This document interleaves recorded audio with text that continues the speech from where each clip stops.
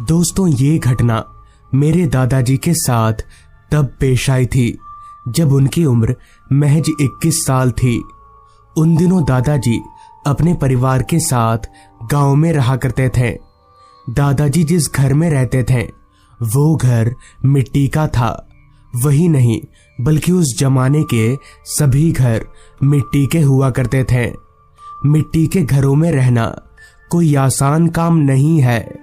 खासकर ज्यादा तकलीफ होती है बरसात के मौसम में। बारिश के पानी से फूलकर कौन सा दीवार कब गिर जाए कोई भरोसा नहीं होता। इन्हीं सारी चीजों से परेशान होकर दादाजी के पापा यानी परदादा जी ने एक पक्के का मकान बनवाया। जिस जगह पर मकान बन रहा था वहां आसपास दूसरा कोई घर नहीं था। मतलब ये कि वो घर आबादी से बहुत दूर था, क्योंकि मेरे परदादा जी को ऐसी शांत जगहें बहुत पसंद थीं। हालांकि वो घर लगभग बनकर तैयार हो चुका था, मगर अभी दादाजी ने उस घर में रहना शुरू नहीं किया था। बरसात का मौसम था, चारों तरफ बस पानी ही पानी था। एक बार दादाजी अपने बाकी 2 दोस्तों के साथ गांव के चौपाल पर बैठकर बातें कर रहे थे। तभी उनके एक दोस्त पारस ने उनसे कहा, मोहन भाई, तूने तो नया घर बनाया यार, कुछ खिलाएगा नहीं हम लोगों को? पारस की इस बात पर दादाजी के कुछ बोलने से पहले ही उनके दूसरे दोस्त माधव ने कहा, भाई बहुत दिनों से हमने पिकनिक नहीं किया, एक बार तेरे नए घर में पिकनिक करते हैं। इस पर दादाजी बोले, पर अभी बरसात के मौसम में पिकनिक? इस पर पारस बोला, हाँ तो क्या हुआ, इस मौसम में तो और भी मजा आएगा। बस पिकनिक का सारा खर्चा मोहन भाई तू दे देना। हालांकि दादाजी को खर्चा देने में कोई हर्ज नहीं था, इसलिए वो मान गए। जिसके बाद ये तय हुआ कि वो लोग आज रात ही उस नए घर में चिकन और चावल की पिकनिक करेंगे, जिसका पूरा खर्च दादाजी उठाएंगे। सारा कुछ तय हो जाने के बाद वो तीनों अपने अपने घर आ गए और पिकनिक की तैयारी करने लगे। शाम के 7 बजे तीनों एकाएक नए घर में पहुंच गए और चूल्हा जलाकर खाना पकाने की तैयारी करने लगे। चूंकि उन तीनों में से सिर्फ पारस को ही खाना बनाना आता था, इसलिए वही खाना बना रहा था। बाकी बचे दादाजी और माधव आपस में बातें कर रहे थे। चूंकि उस समय गांव देहातों में बिजली की सुविधा नहीं थी, इसलिए उन लोगों ने रोशनी के लिए घर में लालटेन जलाया था। तीनों मजे से आपस में गप्पे लड़ा रहे थे। इतने में ही दादाजी ने पारस से कहा, पारस भाई, कोई भूत की अच्छी सी कहानी सुना तो इस पर माधव बोला, भाई बिना भूत की कहानी सुने भी तो पिकनिक हो सकती है ना? इस पर दादाजी माधव से बोले, क्यों, तुझे डर लग रहा है क्या? इससे पहले कि माधव इस बात पर कोई जवाब दे पाता, पारस बोल पड़ा, सुना है इस घर के सामने जो रास्ता जाता है वो भूतिया है। मतलब बहुत लोगों का कहना है कि बरसात के मौसम में उन्होंने इस रास्ते पर किसी चुड़ैल को देखा है। कहते हैं कि वो चुड़ैल इसी रास्ते पर रोते हुए भटकती रहती है। सारी बात सुनकर दादाजी ने माधव की तरफ देखा तो माधव डरी हुई निगाहों से कमरे की खिड़की से उसी रास्ते की तरफ देख रहा था। फिर दादाजी ने कहा, नहीं, ये सब फालतू बात है, भूत चुड़ैल ये सब कुछ नहीं होता, मैं नहीं मानता। इस पर पारस बोला, मानता तो मैं भी नहीं हूं, पर बहुत से लोग बोलते हैं कि उन्होंने देखा है इस रास्ते पर। खैर, तब तक खाना बनकर तैयार हो चुका था। कहानी का माहौल ठीक से जमा नहीं, इसलिए तीनों खाना खाने बैठ गए। अभी वो तीनों खाना खा ही रहे थे कि तभी बाहर बहुत तेज बारिश आ गई, वो भी तेज तूफान के साथ। हवाओं की रफ्तार इतनी तेज थी जैसे सब कुछ तबाह कर देंगी। तब तक रात भी काफी हो चुकी थी। खैर, उन तीनों ने जमकर खाना खाया और खाना पीना हो जाने के बाद जहां पारस और दादाजी उसी घर में सोने की तैयारी कर रहे थे, वही माधव अपना छाता लेकर पता नहीं दरवाजे से बाहर क्या देख रहा था। तभी जब दादाजी की नजर माधव पर गई तो उन्होंने पूछा, क्या हुआ, बाहर क्या देख रहा है? तो इस पर माधव बोला, अरे यार, मुझे घर जाना था, पर बारिश इतनी तेज है, कैसे जाऊं? इस पर दादाजी बोले, जा, चला जा, छाता तो है तेरे पास। अगर रास्ते में वो चुड़ैल मिले तो उसे भी घर लेते जाना। दादाजी की बात सुनकर माधव ने कहा, नहीं, मतलब उतना भी जरूरी नहीं है घर जाना, मैं कल सुबह आराम से चला जाऊंगा। इतना बोलकर माधव ने घर का दरवाजा बंद किया और छाता फेंक कर दादाजी और पारस के पास आ गया। उन तीनों ने फर्श पर बिस्तर लगाया और वहीं लेट गए। बारिश अभी भी हो ही रही थी।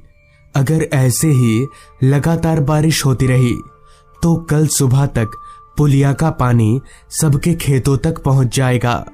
अभी दादाजी ये सोच ही रहे थे कि तभी पारस ने कहा, देखो, अगर तुम लोगों को किसी के रोने की आवाज आए तो अकेले बाहर मत निकल जाना, सबको उठाना।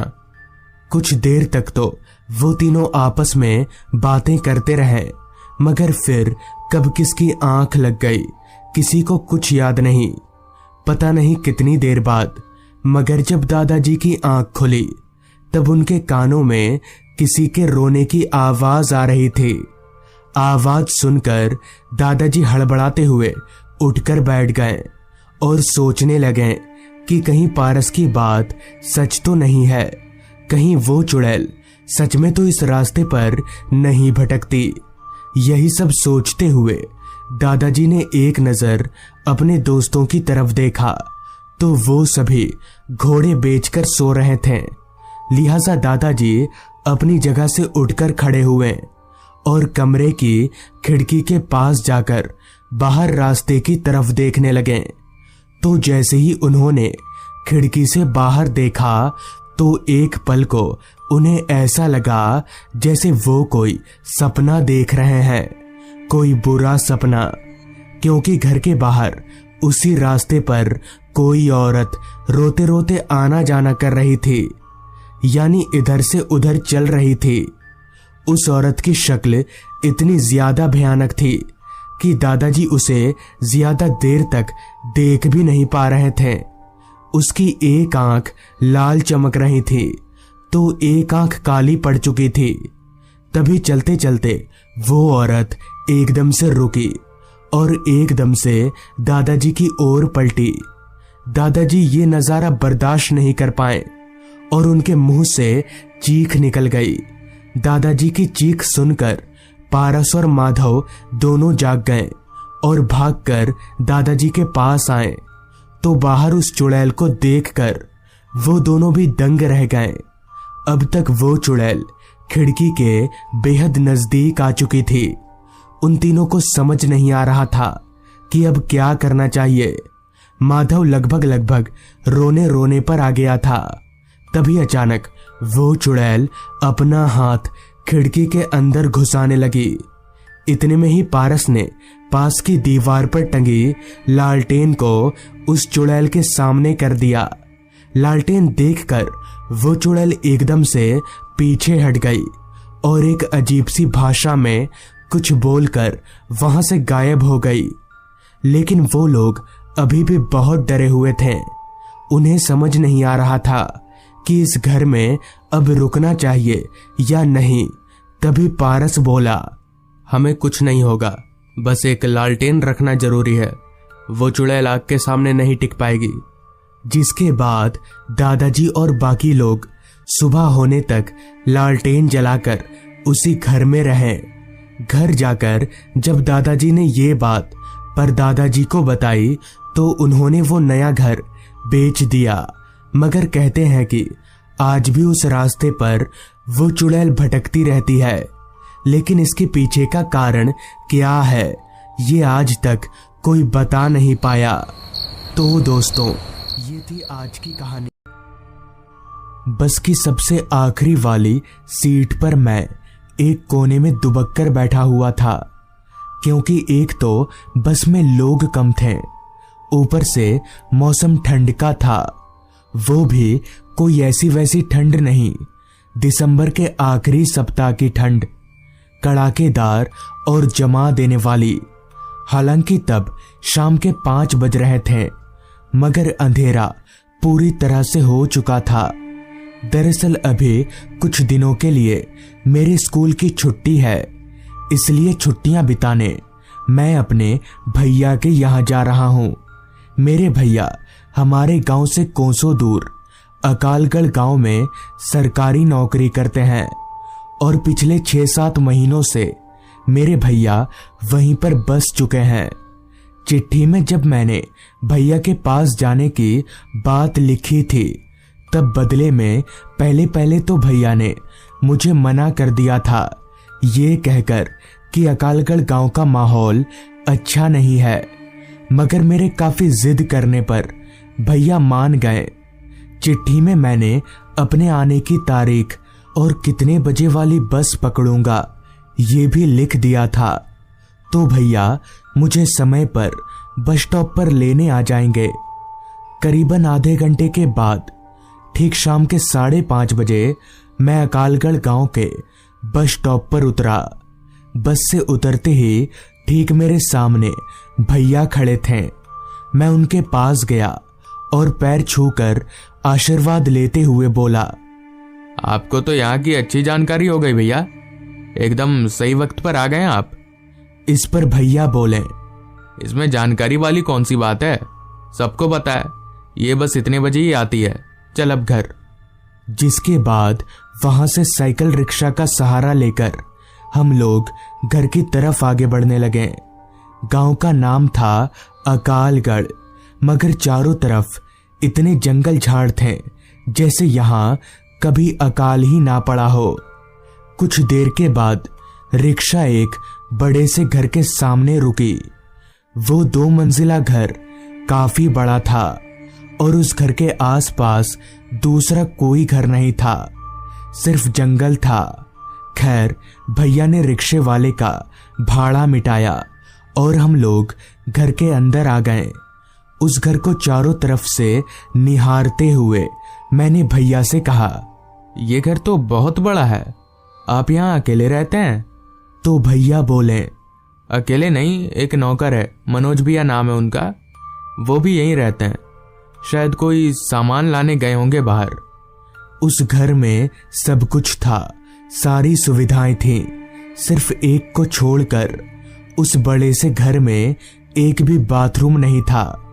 और जब मैंने इसका कारण भैया से पूछा तो उन्होंने कहा, देख ये जो घर है ना, वो यहीं के एक आदमी का था और यहाँ के लोगों का मानना है कि बाथरूम घर में नहीं बनाते।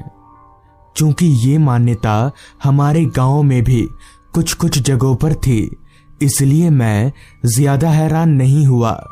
तभी भैया ने कहा, तू टेंशन मत ले, घर के पीछे की तरफ चले जाना और अकेले जाने की कोई जरूरत नहीं है, मनोज भैया हैं, उनको लेकर जाना, वो कहीं दूर में खड़े रहेंगे। जिसके बाद हमने हाथ मुंह धोया। थोड़ी ही देर में मनोज भैया बाहर से कुछ सब्जियां वगैरह लेकर आए और खाना बनाने की तैयारी करने लगे। रात के तकरीबन 9 बजे तक खाना बनकर तैयार हो गया। मेरे सामने जब खाना परोसा गया तो मुझे समझ नहीं आ रहा था कि कहां से शुरुआत करूं, क्योंकि खाने में बहुत सारी चीजें थीं। फिर मैंने पेट भर के खाना खाया और खाना पीना हो जाने के बाद मैं और भैया एक ही कमरे में सो गए। चूंकि मैं एक लंबा चौड़ा सफर करके आया था, इसलिए थकान के मारे बहुत जल्द ही मेरी आंख लग गई। पता नहीं कितनी देर बाद, मगर जब मेरी आंख खुली तो मेरा पेट मुझे कुछ सही नहीं लग रहा था। पेट दर्द कर रहा था और हल्का होने की जरूरत महसूस हो रही थी, लेकिन उस वक्त ठंड इतनी ज्यादा थी कि मुझे बिस्तर छोड़कर उठने का मन ही नहीं कर रहा था। मगर कुछ ही देर में प्रेशर इतना बढ़ गया कि मुझे ना चाहते हुए भी उठना ही पड़ा। उठकर मैंने सबसे पहले अपने बैग से टॉर्च निकाला जो मैं साथ लेकर आया था, और टॉर्च लेकर दबे कदमों के साथ कमरे से बाहर निकलने लगा, क्योंकि मैं खामोखा इस ठंड में भैया को नींद से उठाकर तकलीफ नहीं देना चाहता था।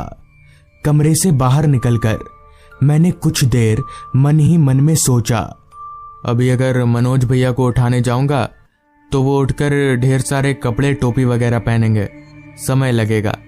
इससे अच्छा मैं अकेले ही चला जाता हूँ। वैसे भी घर के पीछे वाले जंगलों में ही तो जाना है। इतना सोचने के बाद ज्यादा वक्त ना लेते हुए मैं घर से बाहर निकलने लगा। तब शायद रात के 2 बज रहे थे। हालांकि जल्दबाजी में मैंने घड़ी नहीं देखा था, लेकिन बाहर का माहौल देखकर ऐसा ही कुछ लग रहा था। घर से बाहर निकलते ही मैं टॉर्च जलाकर पीछे की तरफ जाने लगा। जैसे जैसे मैं टॉर्च लेकर घर के पीछे की तरफ जा रहा था, वैसे वैसे जंगल और भी ज्यादा घना होता जा रहा था। ठंड का आलम तो ये था कि पानी के गिरते कतरे भी बर्फ बन जाएं। चलते वक्त मैं कांप रहा था। टॉर्च की रोशनी के सहारे अभी मैं आगे की तरफ जा ही रहा था कि तभी मेरे कानों में एक आवाज लगातार दस्तक देने लगी। वो आवाज कुछ ऐसी थी जैसे कोई कुल्हाड़ी मारकर लकड़ी काट रहा हो, मगर मुझे मेरे आसपास कोई नजर नहीं आ रहा था। तो फिर ये आवाज आखिर आ कहां से रही है? एक पल के लिए मुझे थोड़ा डर लगा, मगर दूसरे ही पल मैंने किसी तरह से खुद को संभाल लिया और जंगल में एक अच्छी सी जगह देखकर बैठने जा ही रहा था कि तभी वो लकड़ी काटने की आवाज अचानक से तेज हो गई। ऐसा लग रहा था जैसे कोई मेरे आसपास में ही कुल्हाड़ी चला रहा हो, पर कोई दिख क्यों नहीं रहा, ये मेरे पल्ले नहीं पड़ रहा था। ऊपर से वो आवाज इतनी तेज थी कि मैं उसे चाह कर भी नजरअंदाज नहीं कर पा रहा था। अभी मैं चारों तरफ नजर घुमाकर देख ही रहा था कि तभी मुझसे कुछ ही दूरी पर अंधेरे में कुछ चमकता हुआ दिखा। मैंने जब अपनी टॉर्च की लाइट उस तरफ घुमाई तो मैं दंग रह गया, क्योंकि वहां एक आदमी कुल्हाड़ी चलाकर एक पेड़ को काट रहा था।